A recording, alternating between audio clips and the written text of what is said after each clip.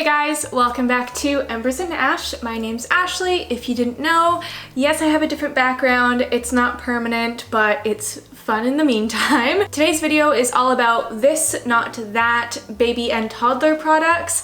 I went through quite a few items trying to find the perfect product for myself and my baby, so I wanted to share the insight that I've learned, little things to look out for when you're deciding on what to buy. Yeah, I hope you enjoy and let's get into it. Also, for all these items, some of them may be more expensive than others, so obviously purchase whatever is within your budget, but if you have the ability to spend a bit more, these are my suggestions. Not that they all are more expensive options, but anyways, let's get into it. All right, so the first product is a pack and play. What are they? I think that's not their actual name. What are they called? I can't remember what they're called. But like little cages that you can put your children in. I put off buying one because I figured, I've said this before, I could just borrow, and that stands true, but I found it just more convenient to have my own because I was using it fairly often for having Brooke sleep over at his grandma's house, that kind of thing. Great for travel as well. I don't need to tell you why pack and plays are nice, but what I learned from borrowing from multiple people is that they don't all come the same. Some of them get set up like tents, like there's tent poles, and it's really complicated and sometimes quite frustrating to set up and take apart.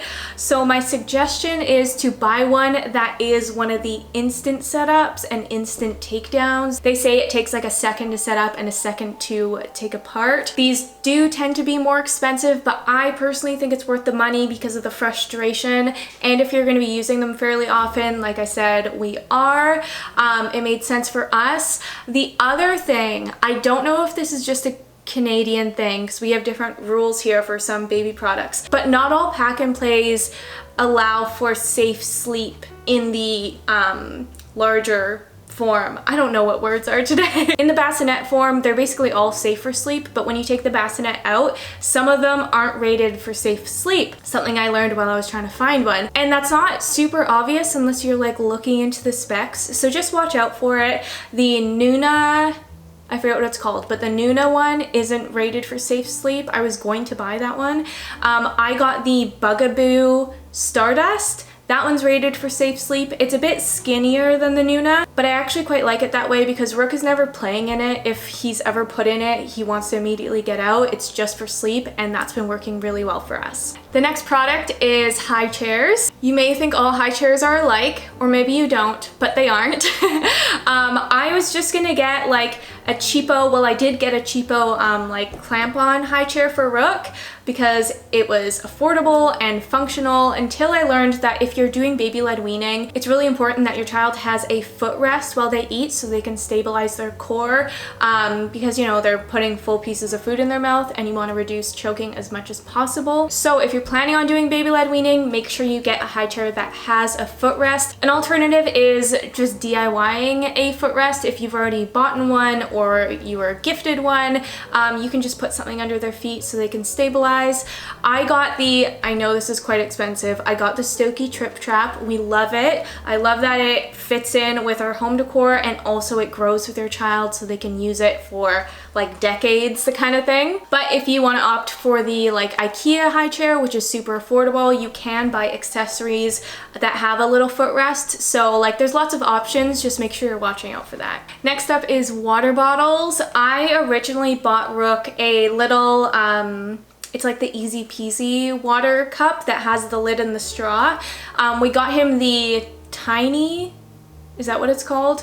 Which was really nice for when he was learning to drink out of a cup. And then we upgraded him to the mini, which like I said has the straw and the lid. And I would just straight up not suggest getting any cup where the straw can come out or the lid can come off. It just makes your life so much easier if you buy one that has the straw attached, the lid screwed on, because every time I gave Rook this cup, he would take the straw out, take the lid off, and spill things everywhere. It was just really frustrating. And this is a really affordable alternative. There's so many baby cups out there that have the straw attached. Just be aware of that. It's just not worth the headache.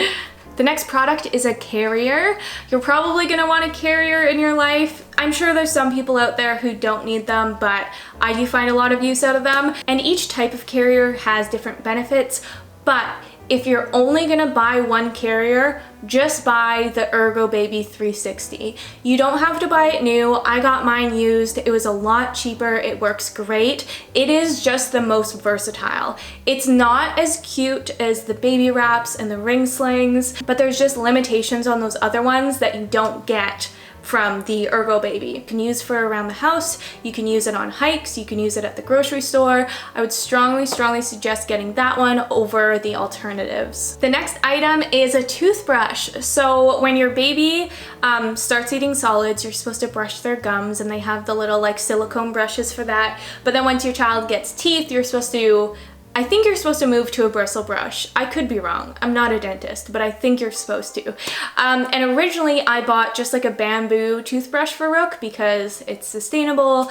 I don't know, it worked. It was simple, it was cheap.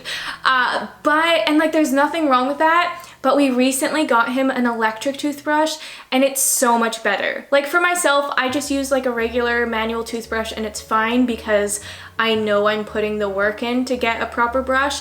I think I've heard before that if you brush your teeth properly, you can do a better job than an electric toothbrush. I think I heard that somewhere. But the nice thing about getting an electric one for your child is that it just makes it more efficient. Your child probably doesn't want their teeth to be brushed all the time. Rook's okay with it because we have blueberry toothpaste for him, but still he doesn't love it. And the electric toothbrush just makes it a lot quicker and it does a better job because I know that it's like scrubbing even if he's like biting on the toothbrush, it's still trying to scrub. So I would strongly suggest getting that over a manual one. They really aren't that expensive either, so I think it's worth the swap. Next up, let's talk about shoes. I have bought Rook some shoes that are new, but I would strongly suggest buying used shoes, just because they grow out of them so fast. And I'm sure you've heard this before, but it's actually insane. Like I got Rook a pair of cute yellow rubber boots from the thrift store and 2 weeks later he grew out of them because sometimes they just go through growth spurts and nothing fits all of a sudden. And if I had spent like $100 on name brand boots or something, it would be really disappointing, but I spent $5 on boots, so it was fine. Not to say that you can't ever buy new shoes. Like I said, I've still done it, but I feel like that's an area where you really can be losing out on money, as opposed to buying clothes that can grow with your child a lot easier than shoes can. So yeah, that's my suggestion. And lastly, I want to talk about change tables. I think this is more becoming the norm now, but I still have people commenting on my page about changing pads. I would strongly suggest getting a wipeable change pad. It is so much better than the fabric ones. I just hate the idea of having to change out a change pad cover every time things happen on the change table. It's so much easier to get a wipeable one that, as the name says, you can wipe down after every use. I have the Keekaroo, which again is a bit more on the expensive side, but more companies have been coming out with some options, so there are cheaper alternatives. Because really, like, it doesn't need to be an expensive product. Like, there should already be cheap alternatives out there because it just needs to be wipeable. It's not rocket science, you know? But then again, all baby stuff is expensive either way, so yeah, that's my suggestion. It will just save you the headache. Get a wipeable change pad. Alright, so those are all my buy this, not that baby product suggestions. Let me know if you agree with me, if you don't agree with me, if I left any products out. I would love to hear from you.